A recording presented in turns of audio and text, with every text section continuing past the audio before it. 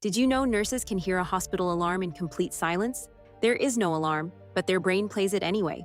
After years of ICU work, the nervous system gets rewired. Every beat becomes urgent. Every tone means someone might be dying. Your body learns that fast, and it never really unlearns it. So it follows you home. You fall asleep and something beeps in a dream, and you are sitting upright before you are even awake. Your heart is already racing. Your hands are already moving.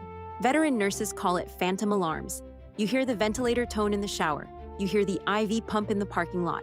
A checkout scanner at the grocery store makes your stomach drop before your brain catches up. Because for years, that sound meant move. That sound meant now.